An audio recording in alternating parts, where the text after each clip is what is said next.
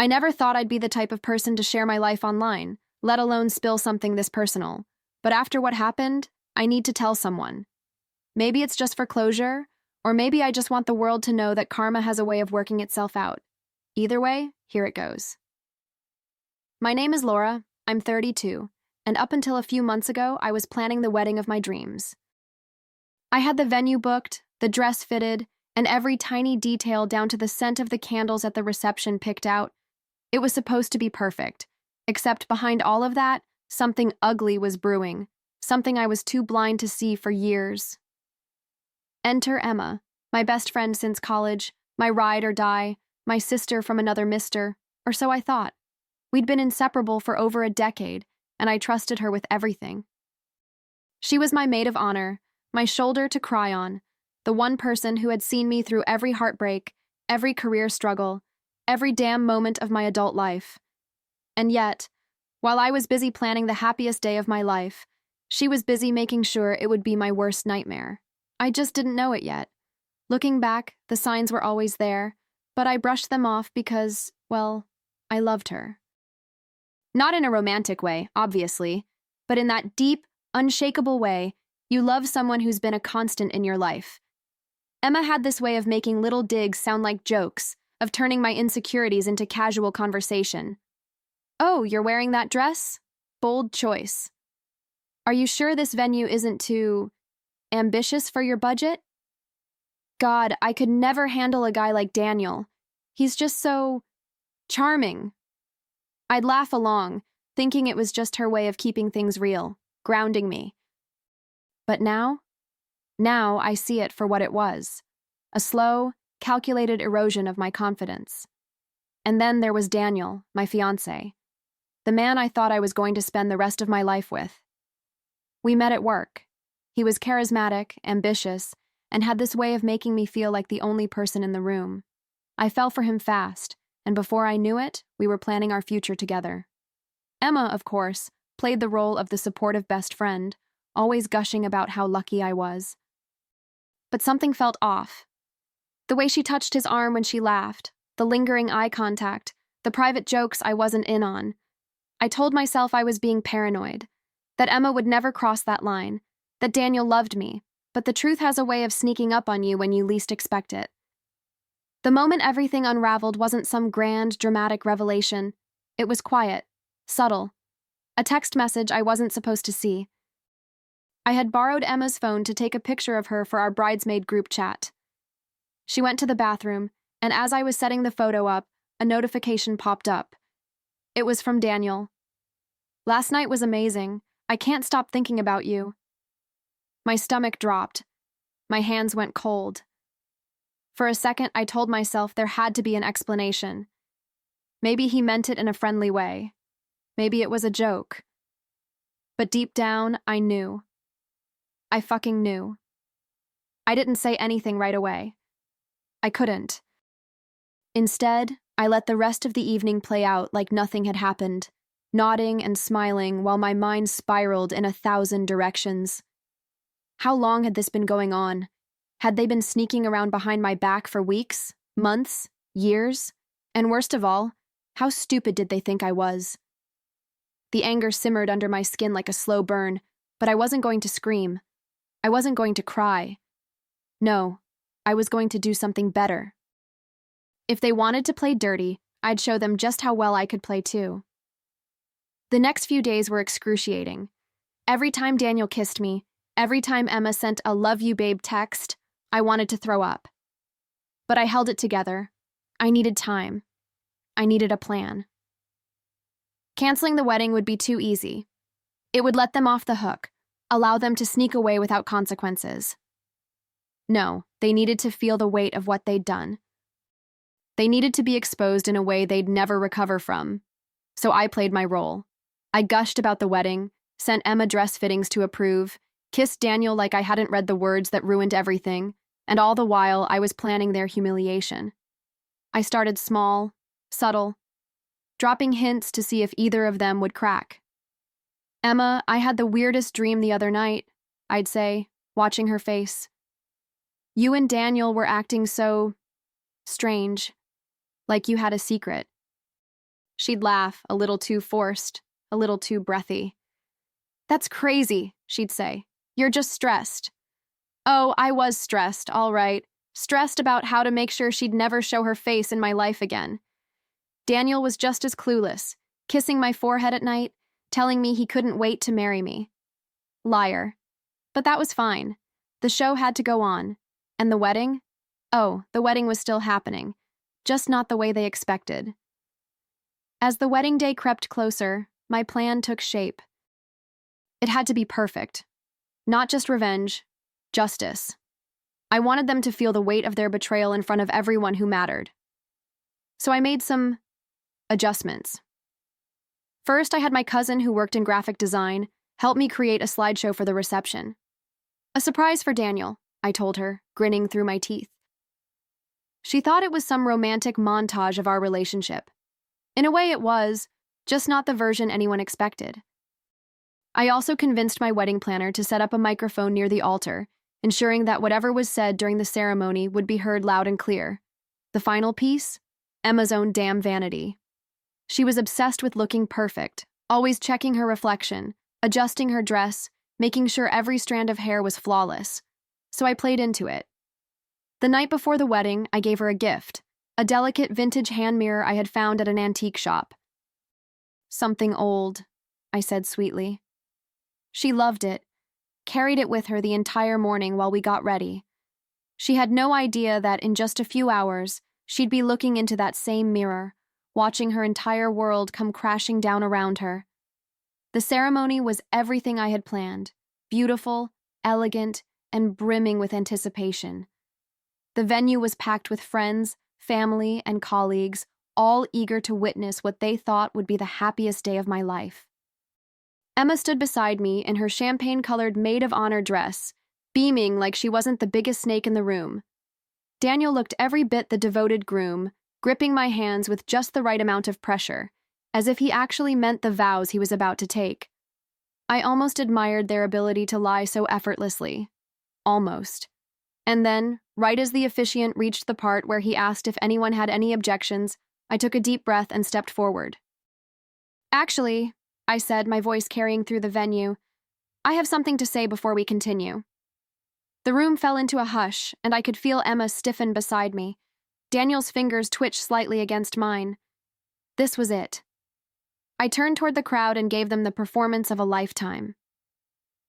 "I wanted to share something special with all of you, something I discovered just a few weeks ago, a reminder of what true love and loyalty look like." The slideshow began. At first, it was exactly what everyone expected. Pictures of Daniel and me throughout our relationship. Sweet, romantic, nostalgic. People smiled, some even teared up. But then, right when they were lulled into the warmth of our supposed love story, the images changed. Screenshots of text messages, photos of late-night meetups, a particularly damning selfie of Emma, taken in my own apartment, wearing one of Daniel's shirts. The crowd gasped. I could hear someone's fork clatter onto their plate. My mother let out a sharp, audible inhale. I turned to Emma then, and I will never forget the look on her face. Her skin went sheet white, her lips parted like she wanted to deny everything, but the proof was right there, playing out in real time. She clutched that stupid antique mirror in her hands, her knuckles white as if she could squeeze herself out of this reality. Daniel, on the other hand, went rigid, his expression flickering between shock and pure, unfiltered panic. I could feel his grip on my wrist, like he wanted to drag me away, stop the show. But I wasn't finished. Oh no, I was just getting started. I pulled my hand away from Daniel's grip, slowly, deliberately, like I was peeling something filthy off my skin. Then I turned back to the guests, my people, the ones who had gathered to celebrate what was supposed to be my wedding. "I know," I said, my voice steady despite the electric current of adrenaline running through me. "I know everything." The weight of my words sank into the room like a stone dropping into still water. People started murmuring, looking between Emma and Daniel, eyes wide with disbelief. Emma finally found her voice, but it was weak, trembling. "Laura, I didn't let her finish. Don't. Just don't." I turned my attention to Daniel, who still hadn't said a word. And you, I said, my tone now razor sharp. How long? How long were you planning to lie to me? To let me walk down this aisle like some pathetic joke while you were sneaking around with her? His mouth opened, then closed, his tongue darting out to wet his lips. He was calculating, trying to find an escape route, but there was none. Daniel finally found his voice, but it came out strangled, desperate. Laura, please, let's talk about this in private. I laughed. Actually laughed. A sharp, humorless sound that cut through the tense silence. In private? Oh, now you want privacy? Funny, because you didn't seem to care about privacy when you were sneaking around behind my back. My heart was pounding, but I felt weightless, untouchable. I turned back to the guests, addressing them like I was giving a toast. I spent months planning this wedding, making sure everything was perfect. But you know what? The best part? The real surprise? It's this moment, right here. I took a step closer to Emma, whose eyes were already welling with tears. She still clutched that antique mirror, her fingers trembling against the delicate frame. And you, I said, my voice dropping into something quieter, deadlier. My best friend, my maid of honor. How long have you been laughing at me behind my back? She shook her head, tears slipping down her cheeks. It wasn't like that, she whispered. I tilted my head. Oh? Then what was it like? Please enlighten me. Because from where I'm standing, it looks exactly like that. Emma's mouth opened and closed like a fish gasping for air, but no words came out. The silence was deafening, stretching so long that people in the crowd started shifting uncomfortably. My father was glaring at Daniel like he was seconds away from storming up there and knocking him out. My mother looked like she had just swallowed glass. And me? I was calm. The kind of calm that comes when you know you've already won. I turned to the officiant, who stood frozen, clutching his little book of vows like he had just been dragged into a crime scene. I think we're done here, I told him. Then I reached for the microphone one last time. Ladies and gentlemen, thank you so much for coming today. Please, stay, enjoy the food, the drinks. Hell, take home a centerpiece. This party is still happening, just without a wedding.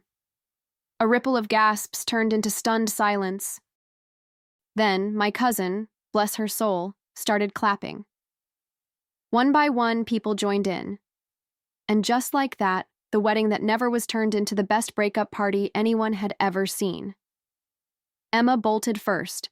She shoved the antique mirror into her purse and practically ran down the aisle, her heels clicking erratically against the marble floor. I watched her go, a mixture of satisfaction and disgust swirling in my chest. Daniel, on the other hand, just stood there, frozen in place, as if he still thought there was something to salvage.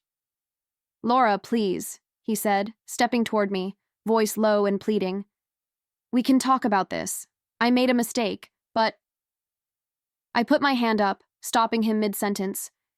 No, Daniel. You made a choice. Repeatedly.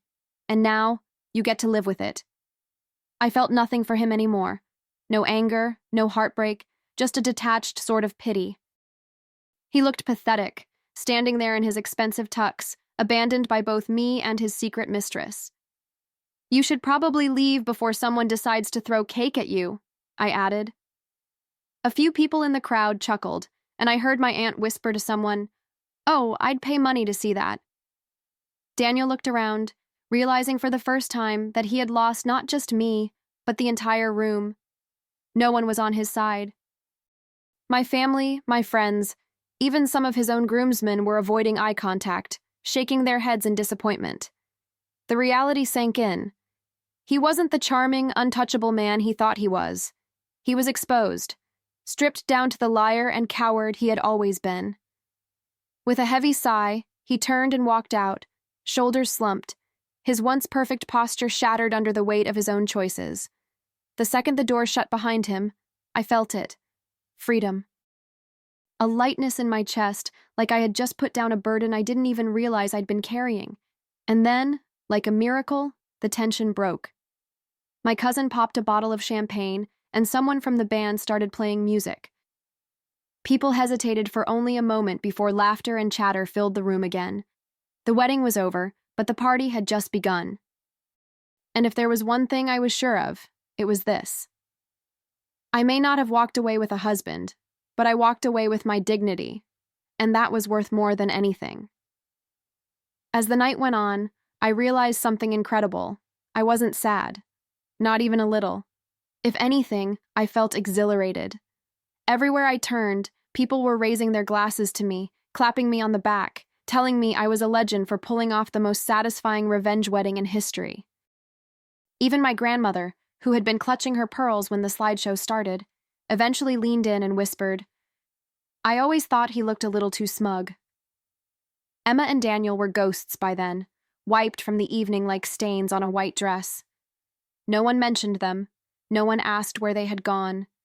They had faded into irrelevance, exactly where they belonged. And me? I danced. I laughed.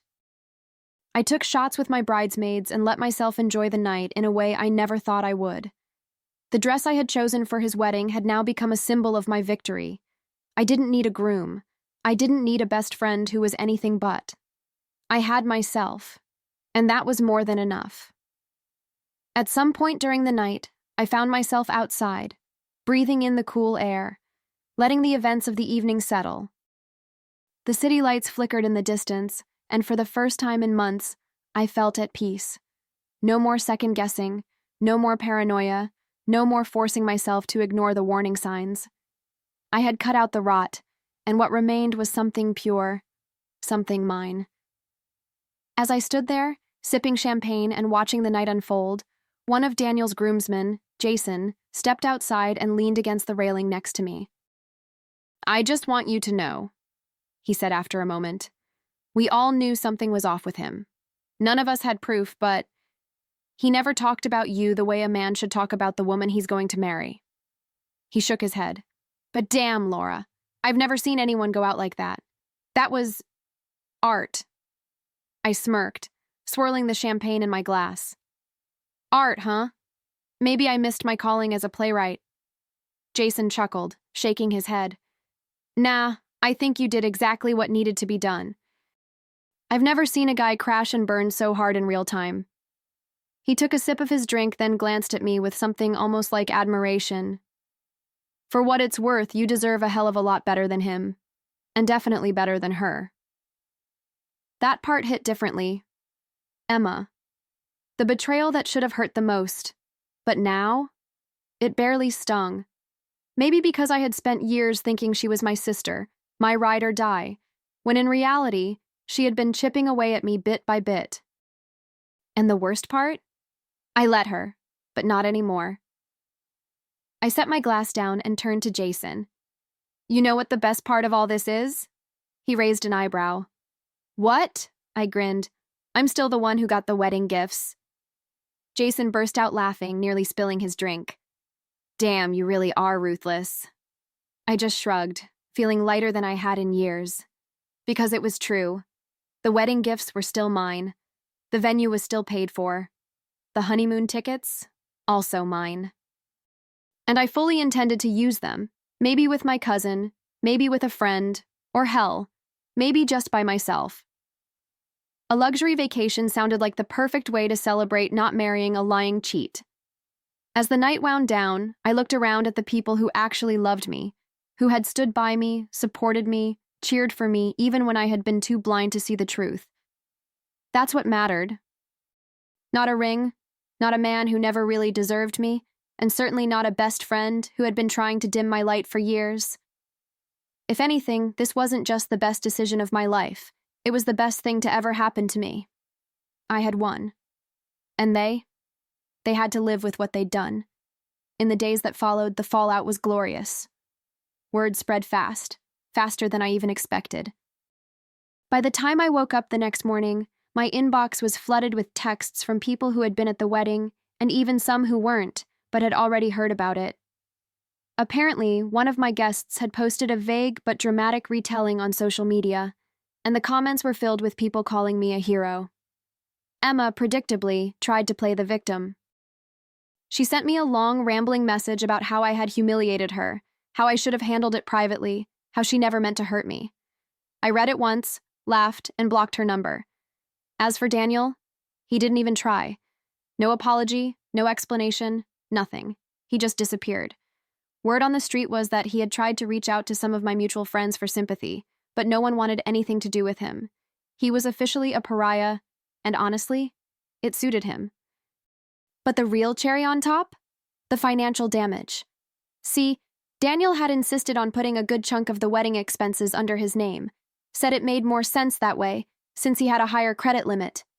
At the time, I thought it was sweet, responsible even. Now it was just poetic justice. The venue, in his name.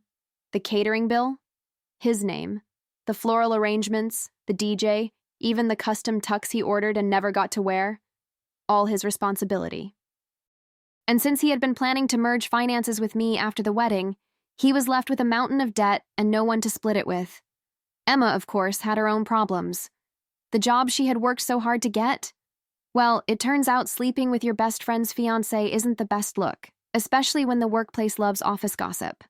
Her boss, who happened to be friends with my uncle, caught wind of what happened and started looking a little too closely at her expense reports. A little fraud here, a little inappropriate use of company funds there, and just like that, she was out of a job. I didn't even have to lift a finger. Karma had done all the work for me. I wish I could say I felt bad, that watching them both crash and burn filled me with guilt, but the truth, it was satisfying. For years, I had given Emma the benefit of the doubt, ignored the little digs, let her manipulate me into thinking she had my best interests at heart. And Daniel? He had promised me forever while sneaking around behind my back. They had both played with my trust like it was disposable. Now, they were paying the price for it. The best part? I didn't even have to get my hands dirty. I didn't need revenge in the form of screaming fights or vandalized property. I simply put the truth out there and let it do the work for me. They destroyed themselves. Emma lost her job, her social circle, and whatever reputation she had built. Daniel? Last I heard, he had moved out of state, tail between his legs, running from the shame. They thought they had won, that they would get away with it. Instead, I walked away stronger, freer, and, let's be honest, richer. With all the wedding gifts, refunded deposits, and a very generous honeymoon package still in my name, I decided to take a well-earned break. I packed my bags, grabbed my passport, and jetted off to a 5-star resort that was meant to be for our honeymoon. Except now, it was my solo getaway, and I wasn't mad about it. There was something incredibly healing about sipping cocktails by the beach, completely unbothered, while the two people who tried to ruin my life were back home dealing with their self-made disasters. On my last night at the resort, I sat on the balcony, looking out at the ocean, reflecting on everything that had happened. I thought I would feel broken after all this, after the betrayal, the humiliation, the years I wasted trusting the wrong people. But I didn't. If anything, I felt whole. I had walked through fire and come out on the other side stronger, sharper, and so much more aware of my worth. I had lost a fiancé and a best friend, but the truth? I hadn't really lost anything. I had escaped. As I sipped my drink, letting the warm ocean breeze wash over me, my phone buzzed. A message from my cousin. "You won't believe this. Emma tried to reach out to Mom. She's saying she's the real victim and that you ruined her life." I rolled my eyes and chuckled. Of course she was playing the victim. People like Emma never take responsibility. They rewrite history to make themselves the tragic hero. But I didn't need to respond. I didn't need to defend myself. The truth was already out there, and anyone with half a brain knew exactly who the villain in this story was. I took one last deep breath, soaking in the moment. This was it, the final page of this chapter. I had spent so much time planning a life with someone who never truly,